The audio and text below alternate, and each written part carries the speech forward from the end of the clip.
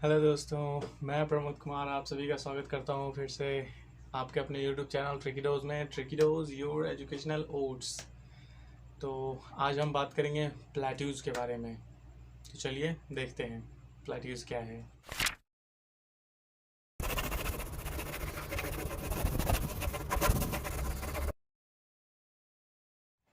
तो दोस्तों आज हम बात करेंगे प्लेट्यूज़ के बारे में। प्लेट्यूज़ मतलब पठार। तो दोस्तों पहले हम जानेंगे कि प्लेट्यूज़ कैसा होता है, कैसे बन क्या क्या होते हैं उसके बारे में, छोटी मोटी फीचर्स जो भी हैं उसके बारे में बात करेंगे। फिर बात करेंगे कि प्लेट्यूज़ कैसे बनता है। फिर उसके कुछ इम्पॉर्टेंट पॉइंट्स की बात करेंगे। इसी बीच में आपको कुछ कुछ इम्पॉर्टेंट जो जैसे कि वर्ल्ड हाईएस्ट प्लेट्यूज़ हैं उन सब के बारे में भी बात करेंगे। बट आपको समझाना है मुझे कि कैसे उसमें कैसे कैसे आपको कौन से प्लेट्यूज़ होते हैं और कहाँ कहाँ होते हैं, बस इतनी जो एक बेसिक जानकारी होती है उसके बारे में। और प्लेट्यूज़ पठार, इनके बारे में कहूँ तो एक, जैसा कि मैंने पिछले क्लास में कुछ चीज़ें बताई थी कि जो हमारा लैंड फॉर्म है, जो भूपर्वतीय हमारे जो कॉन्टिनेंट्स हैं और वाटर लैंड है, देन लैंड फॉर्म है। तो लैंड फॉर्म का जो टोटल 41% है वो प्लेन्स में आता है, जो कि मैदानी इलाका कहलाता है। फिर 33% आपको प्लेट्यूज होते हैं जो पठार कहलाते हैं। फिर उसमें और मैंने ये भी बताया था कि 14% और 26% टोटल जो है सो हिली एरिया होते हैं, जिसमें कि माउंटेन और हिली दोनों आते हैं। माउंटेन 14% होते हैं और 12% आपको हिल एरिया होते हैं। हिली हिली होते हैं, थोड़े पर्वतीय पर्वतीय जैसे होते हैं, पहाड़ी जैसे। तो इसका एक मैंने रेंज बताया था कि जो 1000 मीटर हाइट से ज़्यादा की जो होती है वो आपको हिल्स सॉरी माउंटेन्स में काउंट होती हैं। देन 500 to 100 की हाइट जो होती है उसमें वो आपको पठा हिल हिल होती है, हिली हिल होती हैं, वो पहाड़ी कहलाती है। 300 से 500 की जो हाइट होती है, 300 से लेकर 500 के बीच की जो हाइट होती है वो पठार कहलाती है।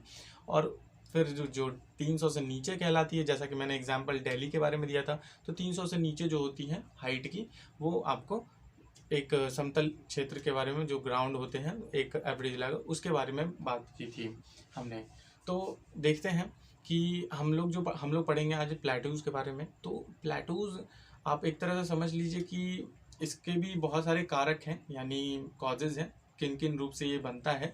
एक एवरेज समझ लीजिए कि जो समुद्र तल से इतनी हाइट, जो मैंने हाइट की रेंज बताई, समुद्र तल से इतनी हाइट पे एक वेव सा ऐसा अंडुलेशन टाइप सा, वो कितनी भी हाइट पे होता है तो वो ऐसा टाइप का पठार पठार का रूप कहलाता है, उसको हम पठार कहते हैं।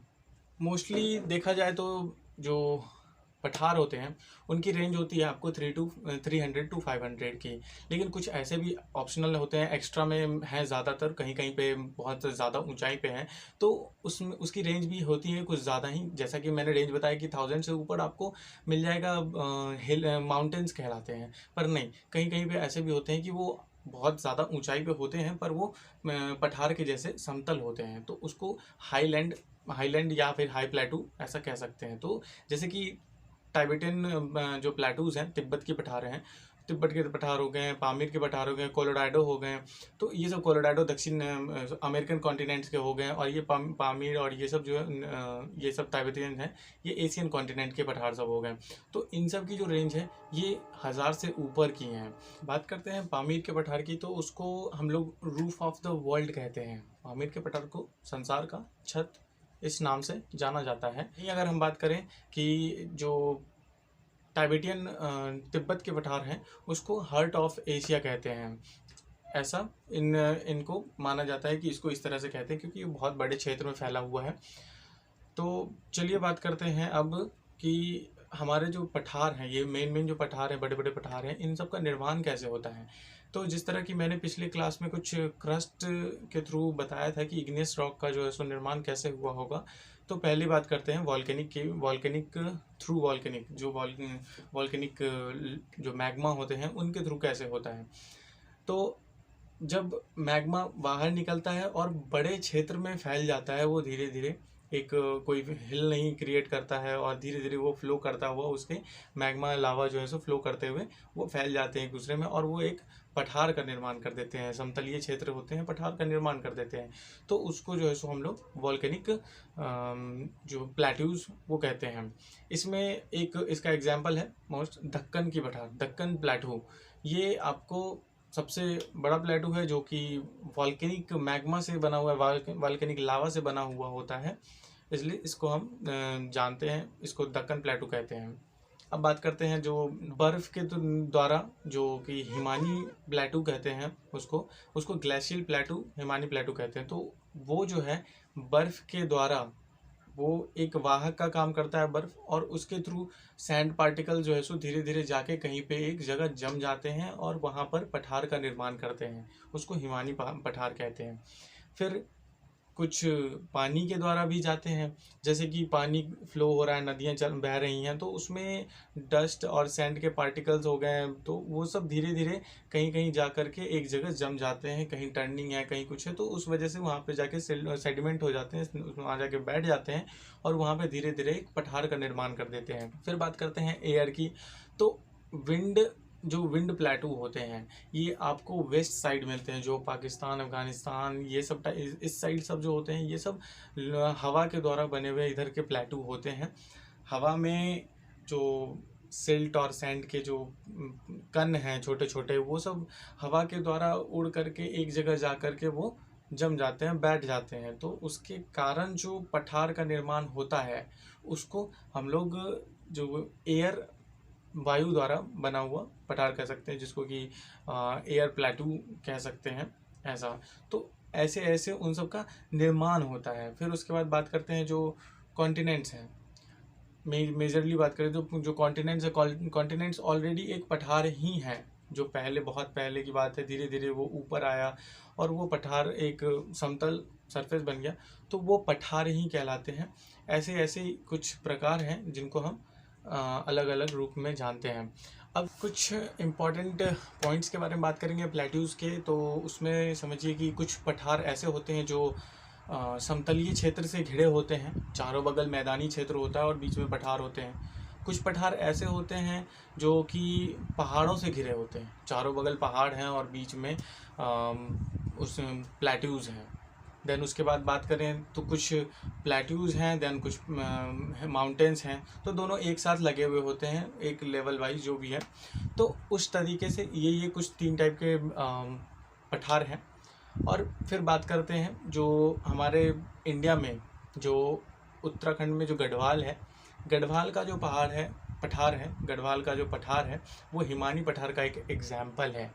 हिमानी पठार जैसा कि मैंने बताया कि ग्लेशियर सॉइल से बना हुआ होता है, वो जो ग्लेशियर के थ्रू, बर्फ़ के थ्रू आता है उससे बना हुआ होता है। तो वो एक एग्जाम्पल है, गढ़वाल का पठार एक एग्जाम्पल है आपको ग्लेशियर प्लेटू के लिए। विंध्य की और चेरापूंजी की, इन सब में जो वाटर के द्वारा, पानी के द्वारा बने हुए प्लेट्यूज़ हैं, इन सब क्षेत्रों में उन सब के द्वारा बने हुए प्लेट्यूज़ पाए जाते हैं। पोटावर के पठार जो कि पाकिस्तान और लोएस के पठार जो कि चाइना में पाए जाते हैं, ये सब आपको वायु द्वारा निर्मित होते हैं, क्योंकि इधर बहुत ज़्यादा मात्रा में हवा चलता है और ये बहुत समतलीय क्षेत्र होते हैं, तो इस वजह से इधर वायु या फिर विंड, आंधी जो भी है, उसकी वजह से बने हुए पठार यहाँ पे पाए जाते हैं। और ये दोनों उसमें से इम्पॉर्टेंट है, जैसे पोटावर के पठार हो गए और लोइस पठार हो गए। लोइस, जैसा कि आप अगर टेक्निकल के बच्चे हैं, टेक्निकल के स्टूडेंट्स हैं, तो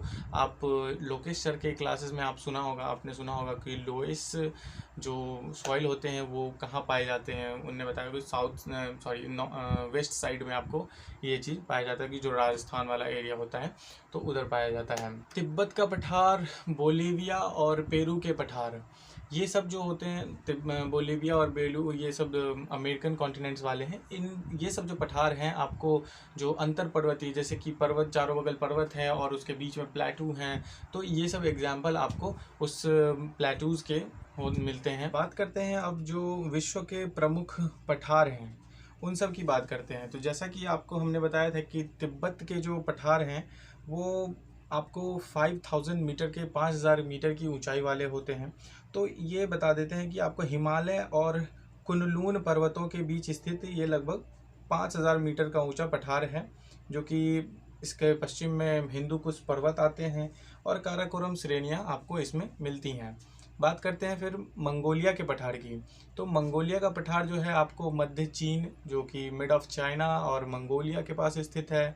फिर एक दक्कन पठार आता है, जिसके बारे में हमने बताया था कि वो वोल्केनिक मैग्मा या लावा से बना हुआ होता है। ये जो है सो आपको गोंडवाना लैंड के आसपास का भाग होता है।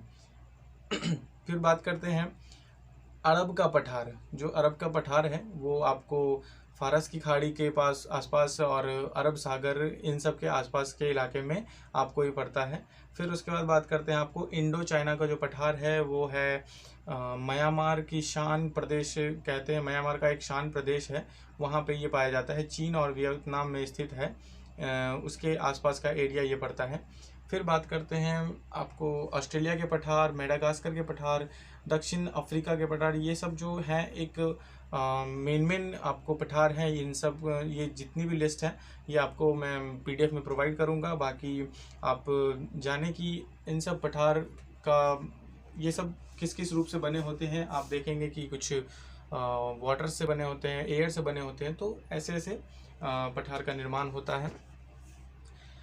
फिर बात करें दोस्तों प्लेटूज़ के बारे में, हमने एक बेसिक रूप से ये सब चीज़ जान लिया है और हम आपको जो भी इनसे रिलेटेड जो भी क्वेश्चंस होंगे, जो भी कंटेंट्स होंगे, वो आपको हम PDF के थ्रू प्रोवाइड करेंगे।